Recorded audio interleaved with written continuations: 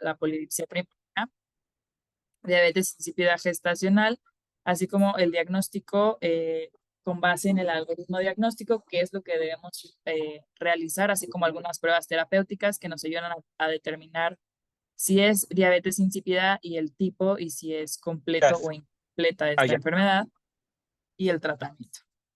Y pues bueno, como una breve introducción, desde hace más de 2000 años es que se conoce que había ya una alteración o que había la presencia de una enfermedad que a los pacientes les generaba aumento en la ingesta de agua, así como aumento en la uresis. Claro. Esta fue descrita por primera vez entre el siglo I y II después de Cristo por Demeterio de Apamea. Posteriormente, alrededor de 1700, el doctor William Cullen describe que existen diferentes tipos de poliuria y el doctor Johann Peter Frank es el que ya le da el nombre a esta orina insípida, libre o disminuida mucho en solutos. Pero pues uno de los reconocimientos más grandes que se tiene es en 1955 al doctor Vincent du Vinegot, que se le dio el premio Nobel por los descubrimientos que él hizo sobre la molécula principalmente de la vasopresina. Sin embargo, él también describió la molécula de la oxitocina y de la insulina.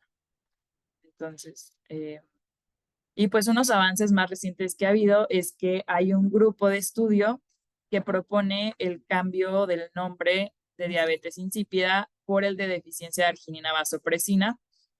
Esto lo justifican con que existe una confusión refiriendo al término de diabetes, que la mayoría de las personas que escuchan diabetes piensa en diabetes o sea, la glucosa, pues diabetes tipo 1, diabetes tipo 2, y se confunden con el diagnóstico de diabetes insípida. Incluso los pacientes no tienen muy en claro cuando les dicen diabetes insípida a qué se refieren, piensan que son alteraciones de la glucosa. Por eso es que se propone el cambio del nombre a que sea deficiencia de arginina vasopresina para la diabetes insípida que se conoció como central y resistencia de arginina vasopresina para las causas nefrogénicas. Entonces, Yo pues creo ahora sí. que nada más déjame comentarte algo. En los últimos 5 años ha habido mucho debate en relación a este cambio en el nombre. Simplemente en el europeo de endocrino y el Endocrine Society del año pasado fue cuando ya concluyeron la necesidad y ya como definitivo hacer ese cambio porque, como bien mencionas, diabetes insípida no te dice bien para el paciente, no lo entiende, y la otra es, incluso para los médicos resulta ser un poquito complejo. Entonces, así como lo mencionas, son las propuestas que se están estableciendo y pues ya está prácticamente en la adopción de parte de nosotros para hacer estos cambios. Sí, creo que pues va a ser como un nombre más claro para todos, pues cuál es una y cuál es como la diabetes que conocemos en general. Y pues bueno, la diabetes que se conocía como insípida o deficiencia de arginina vasopresina y la polidipsia primaria se engloba en lo que es el síndrome de poliuria polidipsia. Este síndrome engloba causas primarias, secundarias y terciarias. Dentro de las primarias está lo que se conocía como diabetes insípida central y nefrogénica. Las secundarias es la polidipsia primaria y las terciarias la diabetes insípida gestacional. Ok, estas enfermedades representan una alteración en la homeostasis del agua. En general, estos pacientes van a tener aumentados los volúmenes urinarios, van a tener disminuida la osmolaridad de la orina y va a haber un déficit o resistencia a la hormona antidiurética. Para que se pueda cumplir este diagnóstico, hay que descartar todas aquellas causas que generen una alteración en la diuresis, como por ejemplo la diabetes descontrolada. Y se va a definir la poliuria se va a definir como presencia de uresis mayor a 50 mililitros por kilo de peso en 24 horas y la polidipsia como la ingesta de más de 3 litros de agua por día. La, eh, ah, y bueno, aquí podemos ver, es un mini esquema en el cual ¿Cuánto dijiste por mililitro por kilo de peso? 50 por kilo. 50 mililitros por kilo. Ujú. Ok, y pues si lo tuvieras que hacer por hora, que en realidad lo vamos viendo así, No, no, no vi por hora, doc. porque a ver, 50 mililitros. por kilo. En realidad lo tomas cuando tiene el paciente, eh, o sea, más de 4, como diagnóstico, 4 mililitros por kilo por hora, o se empiezas a sospecharlo cuando tienes más de 2,5 mililitros por kilo por hora. Ah, ok, ok. Sí, doc. Ok. Em, ok. Bueno, en este mini esquema, pues se puede ver las diferencias. En un paciente que presenta diabetes insípida de origen central, va a haber una alteración en el eje hipotálamo pituitaria, donde va a haber alteración, ya sea que no se produzca o va a haber como alteraciones en la secreción de vasopresina. Y en la nefrogénica va a haber una resistencia que los riñones no van a responder al estímulo de esta hormona. Algunos factores que se asocian, si bien son importantes, pues no en todos los pacientes van a generar diabetes insípida, pues son los siguientes. Por ejemplo, en la diabetes insípida central se puede asociar a múltiples causas, por ejemplo, neoplásica, ya sea pacientes que presentan meningiomas, macroadenomas, vascular como presencia de hemorragia cerebral, hemorragia hipotalámica, trauma. En trauma se refiere más que nada a alguna lesión durante una cirugía o los pacientes que tienen un accidente automovilístico, cuando hay como ese choque, hay una lesión por desaceleración en el cerebro. Entonces, esa lesión, que es como que el cerebro rebota, puede generar lesiones a nivel de la glándula que provoquen diabetes insípida, así como causas autoinmunes, infecciosas, granulomatoso, como la presencia de sarcoidosis, alteraciones congénitas o genéticas, e incluso el uso de medicamentos. Para el uso de medicamentos se va a asociar más a la diabetes insípida nefrogénica. Una de las principales causas es el uso de litio, que este es un medicamento que se utiliza en el trastorno bipolar y que es una de las causas hasta en 40% que puede ocasionar diabetes insípida. Inclusive a las 8 semanas de inicio del tratamiento es que los pacientes pueden presentar estas alteraciones y puede generar una alteración que sea irreversible. Incluso suspendiendo el fármaco, el paciente se va a quedar con la sintomatología. Algunas otras enfermedades del depósito, por ejemplo, la amiloidosis, alteraciones congénitas o inducidos, por ejemplo, por aminoperoxidasa placentaria. Y la polidipsia primaria, esta es una enfermedad que se asocia un poco más a factores psicogénicos, pacientes como ansiosos o que están muy preocupados como por la salud, que sienten que tienen que tomar demasiada agua, pues son los que principalmente van a presentar polidipsia primaria. Eh, Quizá con estos vayan a batallar, porque les van a llegar antes de que los manden a endocrino, van a llegar con ustedes. Y son pacientes que tienen una personalidad muy ansiosa y te van a demandar que necesitan valorar porque ser valoradas porque están tomando muchísima agua y orinando demasiado y que han investigado que tienen problema en su hipófisis. Entonces, ese tipo de pacientes a veces es complejo porque les preguntas cuánto toma de agua y toma 4 o 5 litros, toma demasiada agua. Entonces tú los ves y pues su sodio está normal. Lo que yo hago a veces o lo que hacíamos era para ver esta parte de si tiene o no tiene, es pedir la depuración de creatinina no tanto para ver la cuestión de cómo está filtrando, sino los volúmenes urinarios que está teniendo el paciente. Porque cuando tienen esta personalidad le batallas y dices, bueno, la voy a meter a hospitalizarse para hacer una prueba de deshidratación o la vida real, incluso en la práctica privada, incluso también dices, la voy a hospitalizar para hacer eso y luego los seguros no les cubren, y es todo un rollo, ¿no? Entonces, con esos tipos de personas, la que le llaman potomanía, es un poquito complejo, difícil, porque la paciente en verdad toma mucha agua y orina bastante. Gracias, Doc.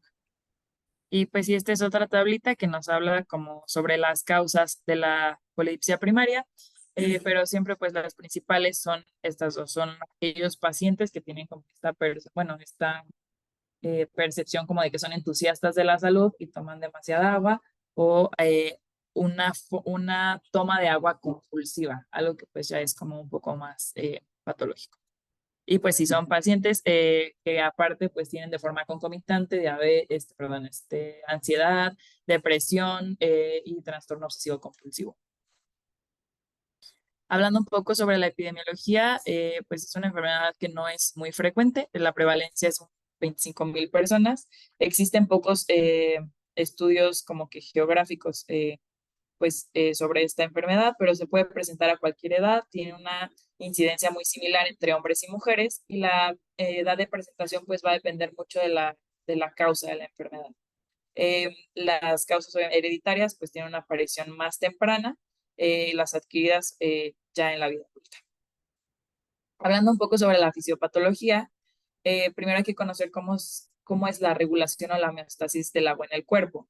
Hay tres mecanismos principales que nos van a regular el agua, que es el mecanismo de la sed, la hormona antidiurética y la función renal. Cuando hay una alteración en la hormona antidiurética, se van a presentar desequilibrios hidroelectrolíticos como alteraciones del sodio, pérdida de agua y alteraciones de la osmolaridad.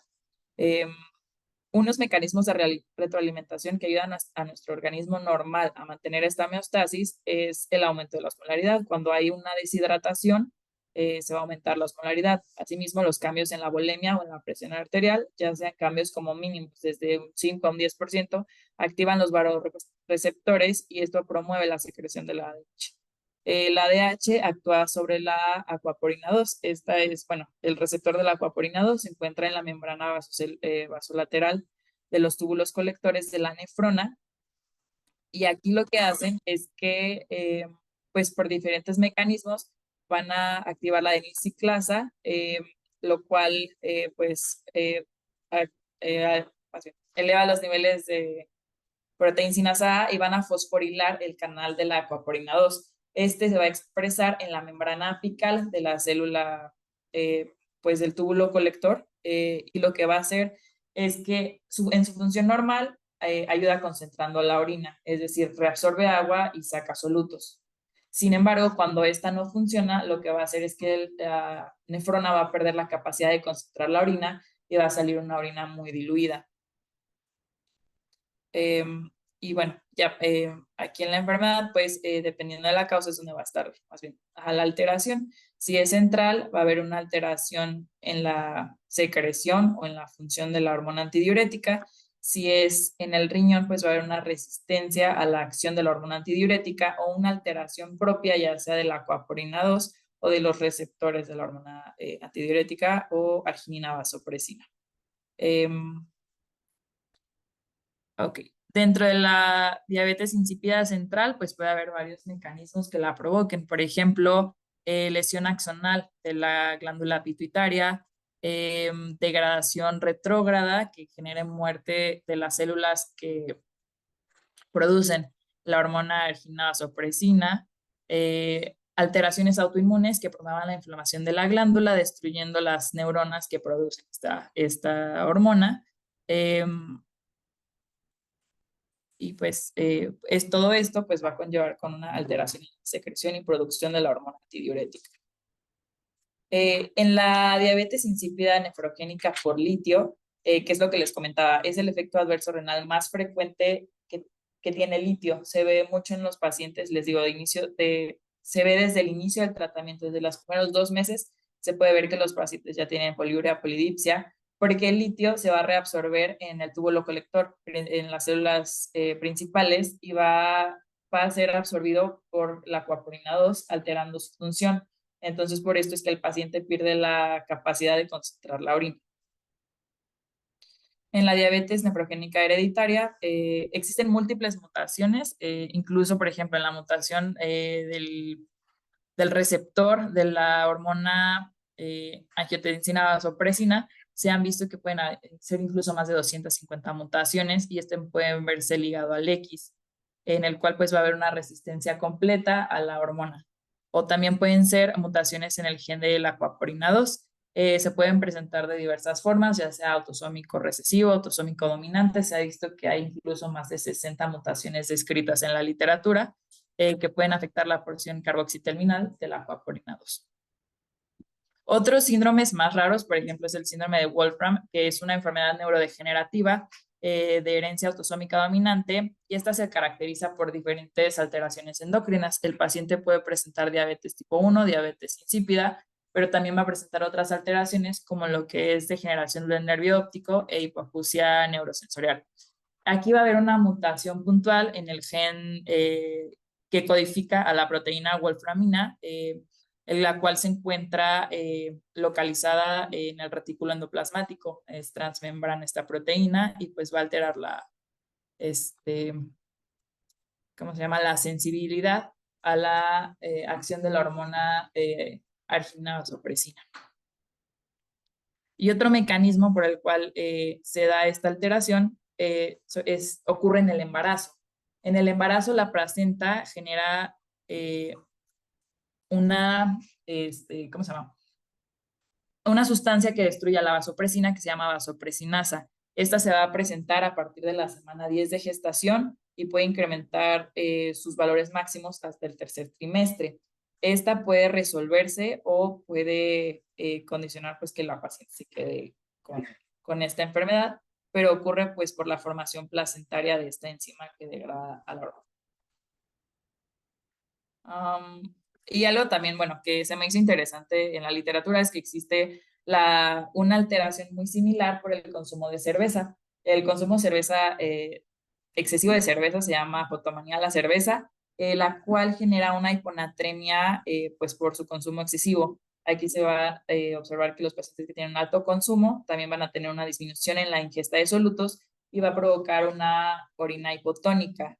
Esto es también pues un efecto porque por el exceso de volumen va a haber una disminución de secreción de la hormona antidiurética y los túbulos colectores van a tener una limitación en la reabsorción de agua. Entonces genera un cuadro clínico muy similar que los pacientes están como que ingiriendo mucho líquido y están teniendo una uresis pues muy abundante, pero actúa igual sobre el túbulo colector.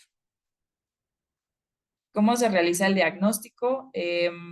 Pues bien, hay que realizar como ciertos pasos para confirmar este diagnóstico. Primero, pues es un paciente que nos va a referir la sintomatología, que está tomando mucha agua y que está teniendo una uresis. Y tenemos que pues cuantificar cuánto realmente está orinando y si esto se considera ya dentro de la poliuria, perdón. Después hay que hacer una medición tanto de la osmolaridad urinaria como la osmolaridad sérica, que esto nos va a guiar a si realmente pues hay una alteración o no. Realizar estudios de imagen y hay ciertas pruebas diagnósticas que nos van a orientar a cuál es el padecimiento de nuestro paciente. Algunos de los síntomas o del cuadro clínico, además de la poliuria y polidipsia, es que el paciente puede referir nicturia y aparición súbita de los síntomas. Asimismo, puede haber irritabilidad, disfunción cognitiva y alteraciones del estado de alerta. Eh, aquí tendría una pregunta, doctor, porque yo había encontrado que para que se considere la poliuria era en neonatos un volumen mayor a 100 mililitros kilo día, en pacientes lactantes de 100 a 110 mililitros kilo día y en mayores de 2 años y en adultos 100 mililitros kilo día. Pero ahí sí Ok. tengo. En neonatos y en lactantes, ahí sí te diría, no lo sé. No es algo que se vea, de por sí en el adulto es raro ver una diabetes insípida, o sea, salvo que estés aquí en el 20 de noviembre y pases por neurocirugía, ahí los vas a encontrar, pero afuera, afuera en la consulta privada, no sé, yo les preguntaría cuántos han visto en la consulta privada y les alcanzan los dedos de la mano. En neonato realmente nunca he visto ni siquiera un caso ni una sospecha, ni tampoco en lactante. O sea, creo que eso es algo muy raro. Desconozco ahí a menos de que tenga una agenesia hipoficiaria, pero antes de eso tendría que debutar con una insuficiencia suprarrenal el bebé y esa parte. Entonces, yo creo que esos datos, pues están bonitos como conocimiento general, pero no creo que se implementen en su vida. No, no lo van a ver. Muchas gracias, doctor. Y pues bueno, después de confirmar pues la sintomatología del paciente, hay que proceder pues también a tomar estudios de imagen para determinar cuál es la probable etiología. La resonancia magnética es un estudio de imagen que nos ayuda a diferenciar el tipo de diabetes insípida que presenta el paciente. Algunos cambios que podemos observar es la ausencia del área de hiperintensidad en la glándula, que puede estar presente hasta en el 70% de los cambios. Pero como les comentaba, algunas de las causas pues también pueden ser como neoplásicas, eh, cambios infiltrativos o inflamatorios en la neurohipófisis, que nos ayudarían a diferenciar cuál es la etiología que está ocasionando la diabetes ¿En insípida. qué T1, perdón, ya lo dije? Esta está tomada en T1, como bien mencionas, esta parte de la hiperintensidad que podemos encontrar en la hipófisis. Cuando ustedes vean eso, lo ven del lado izquierdo, eso es la neurohipófisis. En teoría tiene que verse. Cuando ustedes ven que se pierde esa hiperintensidad, algo no está bien con la hipófisis. Realmente, si tienes un buen tomógrafo, y hacen los cortes finos, pues evidentemente vas a ver todo esto. Y te ayuda, como bien comentaba, lo que más vamos a ver nosotros es el hecho de los tumores. Generalmente cuando tenemos macroadenomas pueden llegar a erosionar la hipófisis y entonces comprometer a la neurohipófisis y generar todos estas alteraciones. Gracias, Doc. Otras alteraciones que podemos observar sería un engrosamiento del tallo mayor a 3,5 milímetros, lo cual pues nos puede orientar hacia la presencia de otras enfermedades, por ejemplo, enfermedades inflamatorias o infiltrativas que afecten a la glándula pituitaria. Y algunos de los test que podemos realizar pues para confirmar nuestro diagnóstico, uno de los principales y que se considera el gold standard es el test de restricción hídrica. Funciona ya que estimula de forma indirecta la secreción de la hormona antidiurética. Y mide su actividad, ya que nosotros pues, podemos ver cuantitativamente la excreción renal de agua y aumentar la osmolaridad en respuesta a la deshidratación. En alguna bibliografía refieren que puede tener hasta un 86% de sensibilidad y 70% de especificidad. Para que sea efectiva, tiene que, tiene que ser por una duración máxima o hasta de 17 horas y también se comenta o se menciona que el paciente puede llegar a tener una pérdida ponderal de 3 al 5% del peso de agua. Cuando se está haciendo esta prueba, hay que hacer una medición de la osmolaridad sérica cada 4 horas y urinaria cada 2 horas. Posterior a finalizar la restricción de agua, debe de administrarse 2 microgramos de desmopresina y con ello se valora la respuesta del paciente. Si el paciente tiene una respuesta mayor al 50%, se considera que es una diabetes insípida central y si es menor al 50%, ya que hay una resistencia a la acción de esta hormona, pues se considera nefrogénica. Para que sea una diabetes insípida, la osmolaridad urinaria tiene que ser menor de 300, ya que la osmolaridad normal es arriba de 800. Otra medición que se puede realizar es la medición de la copeptina. La copeptina es un precursor de la vasopresina, la cual se secreta junto con la hormona arginina vasopresina en la pituitaria posterior. Sí, sí, a ver, nada más para que quede claro, sí saben cómo, sí quedó claro cómo van a hacer ese test que mencionó la doctora, porque ese es, digamos, lo que les decía a veces, hospitalizarlos, porque los tienes que hospitalizar para hacer esta prueba de deshidratación o test eh, eh, para ver si tienen la diabetes insípida. ¿Sí queda claro?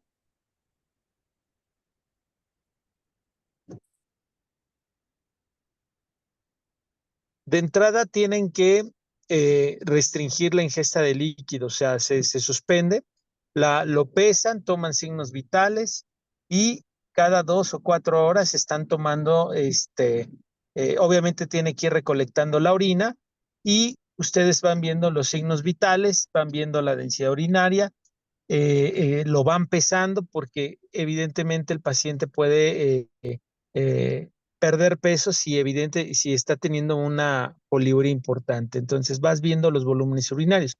Un paciente que tiene diabetes insípida, en 6 horas generalmente, es como la prueba de ayuno para los insulinomas. Prácticamente el 80% te hace la hipoglucemia en las 24 horas. Y pasa lo mismo aquí. En las primeras 6 horas, aquel que tiene diabetes insípida, aunque lo esté restringiendo, se vacía el paciente y pierde peso. ¿sí? Entonces incluso la presión arterial empieza a bajar. Entonces, esta prueba es importante tenerla ahí. Yo les diría que 2 horas, cada 2 horas tengamos que hacer la evaluación. Ya. Sí, Doc, muchas gracias. Y bueno, quería preguntarle si aquí se hace también la medición de la copeptina.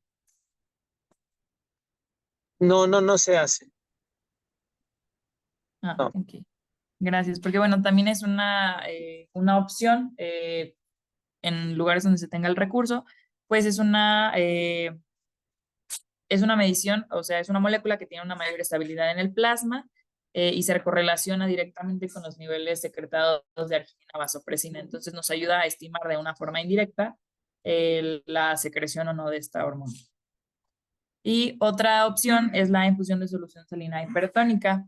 Eh, esta, bueno, la vida escrita que se hace como todo, pero ayuda igual a regular la secreción de la ADH. La técnica leí que, bueno, el paciente se le iba a administrar solución salina hipertónica al 3% inicialmente en un bolo de 250 mililitros de 10 a 15 minutos en dosis única y posteriormente se iba a realizar una infusión a 0.15 mililitros kilo minuto. Cada 30 minutos había que tomar sodio y osmolaridad plasmática y al terminar la prueba se más bien se terminaba la prueba cuando había niveles séricos de sodio mayor a 150 milimoles por litro. Posterior a terminar la prueba terapéutica, se iba a hacer una infusión de solución glucosada al 5% a 500 mililitros hora durante 1 hora. Que esto pues nos iba a igualmente ayudar a ver la respuesta de la ADH. Doctor, ¿esta prueba también se realiza? Tengo esa pregunta. Pero sí, sí se hace, o sea, sí les administras. Cuando tú ya ves que este paciente tiene los criterios para sospechar en esta deficiencia de vasopresina o falta de secreción de vasopresina, entonces es ahí donde puedes hacer como la prueba terapéutica. Como esto, ¿no? O sea, meter. Sí, sí se hace esto. Gracias, Doc. Y pues igual, bueno, la bibliografía mencionaba que si no se tenía, bueno, que la infusión con solución salina hipertónica podía acompañarse a la medición de la copeptina, pues porque la copeptina es como una medición indirecta de la arginina vasopresina, entonces pues también nos ayuda a determinar si es que hay secreción o no de esta Ahora, hormona. en el caso de la copeptina, cuando dije no la hay, es aquí en el hospital. Ah, Quizá en el privado, y digo quizá la encuentres, ¿no? La puedes solicitar. El problema y lo que les digo es, realmente este tipo de patología es bastante rara verla en la medicina privada y a lo que más se van a enfrentar son a estas potomanías, o sea, este tipo de trastornos psiquiátricos donde llegan generalmente mujeres y pues no tienen, y ellos juran y perjuran. Y a veces, digo, entre todo esto en la medicina privada puedes pedir vasopresina. Entonces ya la pides, y ves que está normal o está alta, y dices, pues no, esta paciente nomás no. ¿Sí me explico? O sea, tienes otros elementos para no tener que llegar a depender de la copeptina. sí, Doc, gracias. Y pues bueno, les puse una tablita nada más pues para ver cuáles son los tests que podemos utilizar como parte del abordaje diagnóstico de la diabetes insípida. Y pues en este algoritmo, igual es un algoritmo que nos puede guiar hacia el diagnóstico. Inicialmente, pues un paciente que presenta los síntomas, se le hace una determinación de la osmolaridad urinaria. Si es menor a 800, hay que realizar siempre estudios de imagen como resonancia magnética de cráneo para ver si hay alguna lesión visible en la pituitaria. Igualmente se tiene que hacer una determinación sérica del sodio. Si hay una hiponatremia, se va el algoritmo hacia la polidipsia primaria y si hay una hipernatremia, hacia la de diabetes insípida. Dependiendo igual de los resultados de nuestros test, por ejemplo, el test de deprivación de agua o de deshidratación, si al final del test hay una osmolaridad urinaria mayor de 800, pues igual el algoritmo se desvía hacia polidipsia primaria. Si la osmolaridad se encuentra entre 300 y 800, se tiene que hacer el test de la desmopresina. Aquí con el resultado, pues nosotros vamos a determinar si es una polidipsia primaria o si hay una diabetes insípida central parcial. Si la osmolaridad está disminuida, menor de 300, y se realiza el test de la desmopresina, pues se puede diferenciar entre una diabetes nefrogénica de una central completa. Y bueno, este habla sobre otras causas que podemos buscar en caso de no encontrar como alguna otra alteración. Por ejemplo, otras causas de la diabetes insípida es la hipofisitis primaria, histiocytosis de células de Langerhans, sarcoidosis o presencia de germinomas. Y aquí pues hay que hacer un abordaje diagnóstico distinto, considerar punción lumbar, etcétera. Pero pues aquí son como otras causas mucho más infrecuentes, siendo pues ya una enfermedad muy infrecuente. Y pues bueno, pasándonos al tratamiento, el pilar del tratamiento, sobre todo para la diabetes insípida central, pues aquí va a haber una ausencia, una falta de producción de la hormona, de la vasopresina. Entonces el tratamiento indicado es la desmopresina, que es una hormona sintética igual a la vasopresina. La aplicación que se ha visto que tiene un mejor efecto es la intranasal, y pues se va a administrar una dosis de 4, bueno, inicial de 1 microgramo, intranasal de 10 microgramos, pues para valorar la respuesta. También existe una presentación sublingual, pero siempre o intravenosa, subcutánea o intramuscular, pero la mejor es la intranasal. Sí, sí, efectivamente es la mejor. Sin embargo, o bueno, es la más cómoda para los pacientes en mantenimiento. Para el paciente posquirúrgico no es la mejor opción porque ya ves que les dejan después de la Mm. cirugía las transnasos fenoidales, dejan la bigotera y tiene que estar sin destapar esa bigotera pues, por lo menos 2 semanas. Entonces, ahí creo que si tenemos la intravenosa, para nosotros es mucho más cómoda, es mucho mejor porque podemos hacer los ajustes. Y no tienes que estar, a veces tenemos que improvisar y tener que poner como tipo sublingual, este, cuando no es así, ¿no? O sea, no debería de ser así cuando nada más teníamos la intranasal. ¿Qué pasó en el mercado? Actualmente ha habido un desabasto con la intranasal. Esa sí es un problema ahorita a veces conseguirla y hemos recurrido a las tabletas, que también es cómodo para el mantenimiento en los pacientes. Sí, doc. Mm, ok. Y bueno, este es también un algoritmo sobre el manejo para la diabetes insípida en adultos y adolescentes con diabetes insípida central. Em, la meta del tratamiento siempre va a ser el control de los síntomas. Em, por ejemplo, la sed, la poliuria y la nicturia. Entonces se recomienda que la desmopresina se administre en la noche antes de dormir. Se prefiere pues iniciar ya sea vía oral o intranasal a una dosis oral de 0,1 miligramos o intranasal de 2,5 microgramos. Con ello pues se va a valorar la respuesta al tratamiento. Si es que hay una disminución de la nicturia, y si no, pues si no hay control de los síntomas, se indica una elevación gradual de la dosis. Em, em, es que no me acuerdo. Si no, pues se les sugiere continuar con la dosis y también en caso de que los síntomas persistieran durante el día, pues agregar una dosis durante la mañana. Otros tratamientos que se indican para la diabetes insípida nefrogénica, aquí pues inicialmente pues la reposición de los líquidos con una osmolaridad más alta que la urinaria pues va a empeorar la hiponatremia. Se recomiendan por lo tanto dietas bajas en solutos y se sugiere una reducción en la carga osmótica, ya sea con una restricción en la ingesta de proteínas y sodio.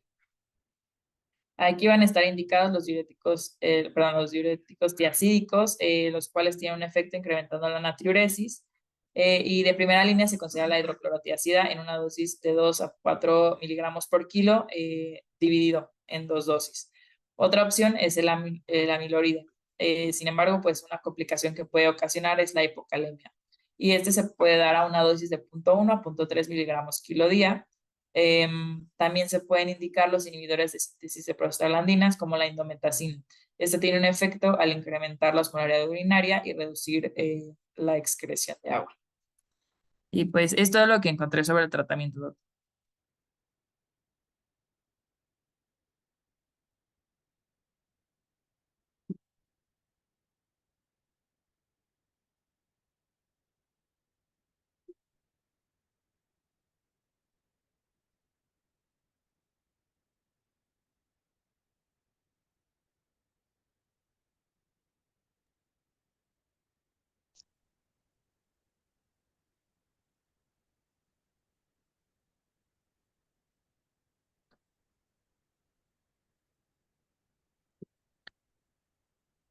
Hola, es que te perdí, ¿eh?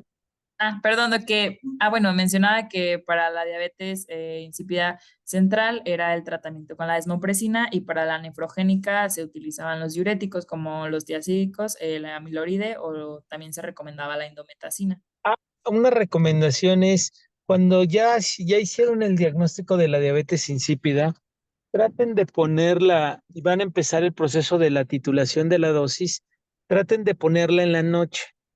¿Por qué la noche? Porque es donde el paciente, porque a veces la ponen en la mañana y entonces el paciente ya con diagnóstico de diabetes insípida, pues se la pasa toda la noche orinando. Entonces, para tratar de que su sueño sea lo más fisiológico, funcional posible, porque luego la ponemos, te digo, en la mañana y en la noche se les va la vida, ¿no? Sí, doc. Y pues esto fue todo lo que encontré sobre diabetes insípida. Ok. Yo creo que el reto está en el diagnóstico.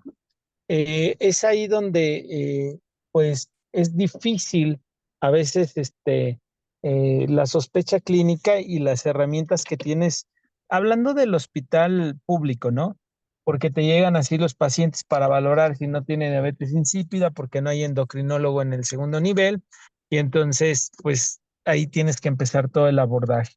Como se comentó, creo que es muy importante ver eh, eh,